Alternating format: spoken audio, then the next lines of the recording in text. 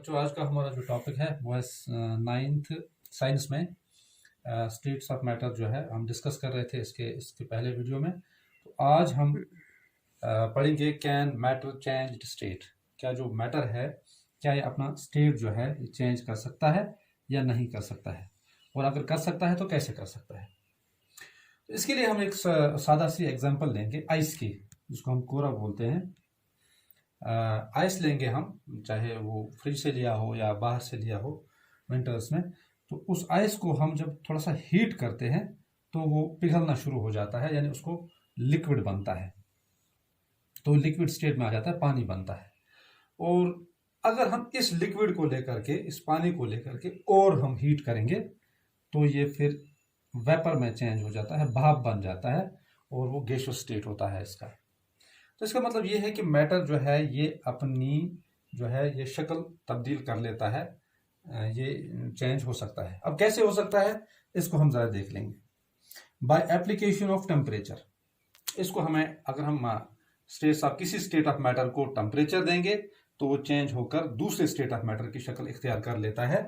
इसके हम एग्जाम्पल ले लेंगे। ये मिसाल के तौर पर ये एक सॉलिड है, क्योंकि सॉलिड हमने इससे पहले पढ़ा है कि इसमें जो पार्टिकल्स होते हैं वो एक दूसरे के नज़दीक होते हैं, और इनके बीच में जो फोर्स ऑफ अट्रैक्शन होता है, force of attraction between the constant particles, वो स्ट्रॉन्ग होता है, तभी इसकी डेफिनेट शेप होती है, डेफिनेट बाउंड्रीज होती हैं।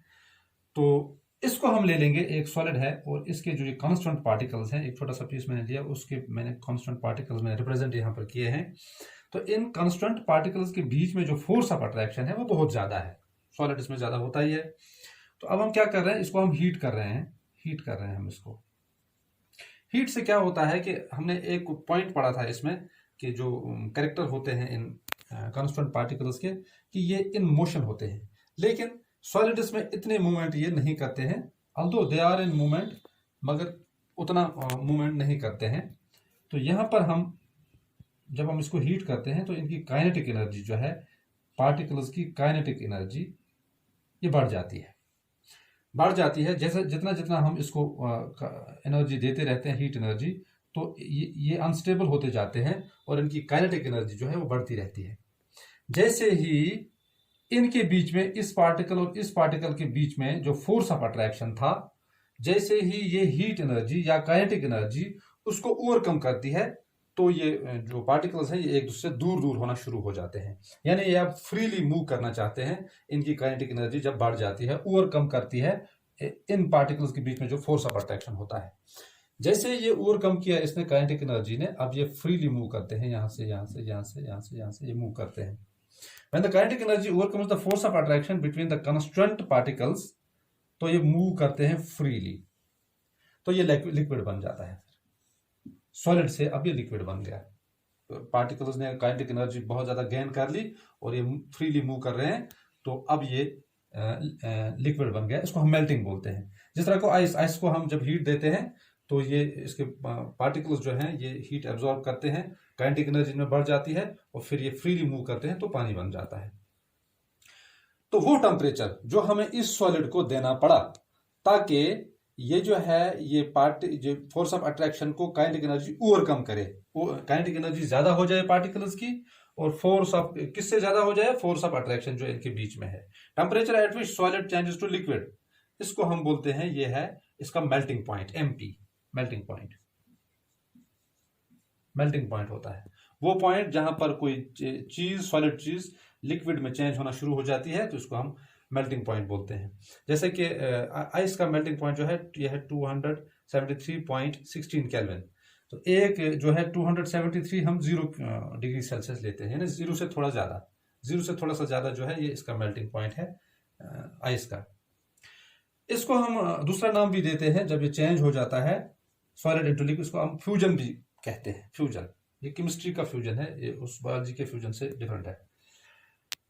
तो अब जो ये मेल्टिंग पॉइंट है, अगर हम देख लेंगे कि ये जो है ये स्ट्रेंथ ऑफ फोर्स को है डिस्क्राइब करता है। अगर इस, मान लो ये लोहा है, तो इसके बीच में जो फोर्स ऑफ अट्रैक्शन होगा वो बहुत ही ज्यादा होगा, तो मेल्ट करने के लिए हमें ज्यादा एनर्जी देनी पड़ेगी। तो ये जो मेल्टिंग पॉइंट जो है ये इंडिकेशन है एक किस्म की कि इसमें कितनी स्ट्रेंथ है, कांस्टेंट पार्टिकल्स में कितनी आपस में फोर्स ऑफ अट्रैक्शन है, ये उसका इंडिकेटर भी है मेल्टिंग पॉइंट। जितना हमें ज्यादा हीट देना पड़ेगा तो उसका मतलब ये है, मेल्ट करने के लिए किसी चीज को ज्यादा हीट देनी पड़ेगी तो उसका मतलब ये है कि ये इसके बीच में जो बॉन्डिंग है वो बहुत स्ट्रांग है, फोर्स ऑफ अट्रैक्शन बहुत स्ट्रांग है। इंडिकेटर है ये मेल्टिंग पॉइंट जो है, इंडिकेटर है। तो जब हम इसको हीट, अगर हम हमने आइस ले लिया, मान लो आइस ले लिया, इसको हम हीट देते जाते हैं। जैसे हम इसको पहले हीट देते हैं, लेकिन पहले ही हीट देने से इस पर कोई इफेक्ट नहीं पड़ता है जब तक कि थोड़ी एनर्जी इसमें एब्जॉर्ब ना हो, और फिर कुछ देर के बाद इसका असर शुरू होना पड़ता है। जो पहली हीट है वो कहाँ गई? जब हम इसको हीट देते हैं तो पहले ही no apparent rise in temperature, पहले ही इसमें कोई टेम्परेचर नहीं बढ़ता, ये बिल्कुल ठंडा ही होता है, आइस ही होता है। तो हम एनर्जी हमने दी वो कहाँ हो गई? वो जाया तो नहीं हुई, नहीं, इट रिमेन्स हिडन, वो इसमें हिडन रहती है, हिडन रहती है। और इस हिडन एनर्जी को हम बोलते हैं लेटेंट हीट। ये पहले पहले इसमें एब्जॉर्ब होती रहती है, और फिर जब बहुत ज्यादा एनर्जी इसमें एब्जॉर्ब होती है तो फिर ये असर दिखाना शुरू करती है। तो ये वो एनर्जी जो इसमें पहले पहले जो है शुरुआत में हिडन रहती है, इसको हम बोलते हैं लेटेंट हीट।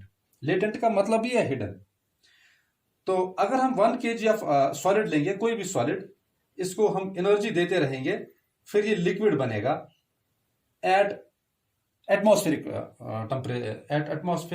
टेम्परेचर और प्रेशर। तो इस पर अगर हम ले लेंगे तो इसको हम बोलेंगे ये है latent heat of fusion. 1 kg solid को मेल्ट करने में जितनी हीट एनर्जी हमें जरूरत पड़ती है ताकि इसको लिक्विड बन जाए, तो इसको हम बोलते हैं लेटेंट हीट ऑफ फ्यूजन। तो 1 kg का मसला है यहाँ पर। 1 kg ऑफ सॉलिड, इसको हम एनर्जी देते हैं, हीट एनर्जी देते हैं ताकि कन्वर्ट हो जाए लिक्विड में at atmospheric pressure and temperature. तो इसको हम बोलते हैं लेटेंट हीट ऑफ फ्यूजन। इसके बाद हमने इसको अब लिक्विड बनाया, इस सॉलिड को हमने लिक्विड बनाया, लेकिन हमने हीट एनर्जी बंद नहीं की, अभी चालू है, चालू रखी हमने हीट एनर्जी। तो लिक्विड को हमने कंटिन्यू हीट किया और काइनेटिक एनर्जी है वो और ज्यादा हो गई, और ज्यादा काइनेटिक एनर्जी हो गई। पहले सॉलिड था, जब काइनेटिक एनर्जी ज्यादा हो गई, फोर्स ऑफ अट्रैक्शन को ओवरकम किया गया, तो ये लिक्विड में चेंज हो गया। फिर भी हमने हीट देना नहीं छोड़ा, हमने कंटिन्यू किया हीट देना। तो ये काइनेटिक एनर्जी इनकी ज्यादा बढ़ गई, मूव करने लगे फ्रीली, तेजी से, faster, and then start moving even faster. Now liquid change into gas. अब ये लिक्विड जो है ये गैस में कन्वर्ट हो गया। तो the temperature at which a liquid starts boiling, तो इसको हम कहते हैं बॉइलिंग पॉइंट। जैसे अब ये उबलना शुरू हो गया तो वो बॉइलिंग पॉइंट होता है। जैसा कि 100 डिग्री सेल्सियस पर पानी जो है ये उबलना शुरू हो जाता है, उसको हम बोल सकते हैं 373 केल्विन, क्योंकि 100 डिग्री जो होता है, 0 डिग्री जो होता है वो तो 273 केल्विन होता है, प्लस 100 कीजिए तो ये बनता है 373 केल्विन। तो ये तो रहा effect of temperature on the states of matter. इसके बाद अगर हम दूसरा ले लेंगे, can pressure change state of matter? क्या प्रेशर की वजह से किसी मैटर के किसी स्टेट की हालत बदल सकती है? तो हाँ, कैसे? इसके लिए हम एक छोटा सा ये करेंगे, एक्सपेरिमेंट करेंगे। हम एक सिलेंडर लेंगे और इसके ऊपर से पिस्टन लगा हुआ है, या सिंपली एक सिरिंज लेंगे। तो जब हम करते हैं काम, जब हम यहाँ पर इसको हमने इसमें पानी डाल दिया या गैस डाल दिया, जो भी कुछ डाल दिया हमने, तो यहाँ पर पिस्टन की पोजीशन ये है, ये पोजीशन 1 है, और देखिए आप पार्टिकल्स में डिस्टेंस बहुत ज्यादा है। तो अब हमने थोड़ा सा क्या किया, इस पर प्रेशर अप्लाई किया, ऊपर से इस पिस्टन को दबाया, पिस्टन दबाने से प्रेशर अप्लाई हो गया इस लिक्विड पर या गैस पर, जो भी इसमें था। तो ये पार्टिकल्स जो है ये नजदीक नजदीक आ गए, यानी इनके बीच का जो डिस्टेंस था, इंटर पार्टिकुलर डिस्टेंस, तो वो कम हो गया। यहाँ पर इससे कंपैरिजन में, ए के कंपैरिजन में बी में कम हो गया।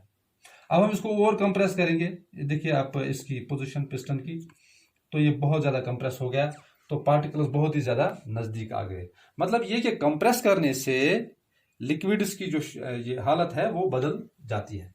तो हम जिस तरह हम एग्जांपल लेते हैं कार्बन डाइऑक्साइड की, जब हम उसको हाई प्रेशर में स्टोर करते हैं तो ड्राई हो जाता है। सॉलिड कार्बन डाइऑक्साइड जो होता है ये हाई प्रेशर में सॉलिड रहता है। अगर हम इसका प्रेशर डिक्रीज करेंगे तो ये फटोफट गैस में कन्वर्ट हो जाता है, गैसियस स्टेट में आ जाता है। तो सॉलिड कार्बन डाइऑक्साइड जो है हाई प्रेशर में स्टोर किया जाता है। Carbon dioxide gets converted to gaseous state when pressure is reduced. जब प्रेशर रिड्यूस हो गया, 1 एटमॉस्फेयर बन गया, तो ये फौरन चेंज हो जाता है डायरेक्टली। सॉलिड था, अब डायरेक्टली चेंज हो जाता है गैसियस स्टेट में।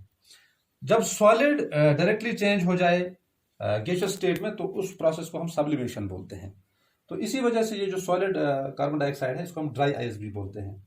तो सब्लिमेशन का प्रोसेस होता है जब कोई चीज सॉलिड स्टेट से डायरेक्टली गैसियस स्टेट में आ जाए। इस तरह से हम दूसरे एग्जांपल ले सकते हैं इसकी एलपीजी की। एलपीजी सिलेंडर जो होता है वो अंडर प्रेशर स्टोर किया जाता है सिलेंडर्स में। जब उनको हम हिलाते हैं, कभी उस सिलेंडर को हिलाएंगे तो हमें लगता है कि इसमें लिक्विड है, हिलाने से हम फील कर सकते हैं कि इसमें लिक्विड है। लेकिन जैसे ही वो बाहर आ जाता है, उसका प्रेशर जो है वो कम हो जाता है, 1 एटमॉस्फेयर आ जाता है, तो वो ये फौरन क्या बन जाता है, गैसियस स्टेट में आ जाता है, गैस बन जाता है। गैस चूल्हे से वो गैस बनकर बाहर निकलता है, या सिलेंडर से आकर निकालने की कोशिश करेंगे हम। तो एलपीजी जो है ये भी compressed, when compressed under high pressure, तो ये लिक्विड होता है। जैसे ही हम इसका प्रेशर डिक्रीज करते हैं, यानी प्रेशर भी जो है ये भी स्टेट ऑफ मैटर पे असरअंदाज होता है।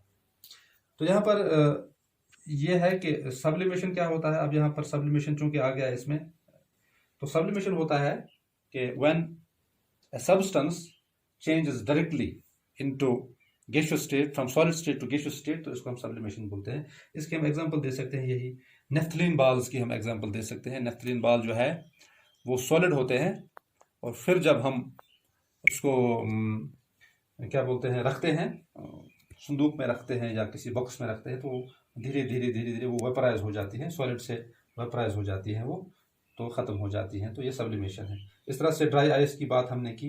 ये सॉलिड होता है, जब इसका टेम्परेचर डिक्रीज होता है तो ये भी कन्वर्ट हो जाता है, गैसियस स्टेट में आ जाता है। तो ये आज कुछ पॉइंट्स थे हमारे सब्जेक्ट इसके टॉपिक के।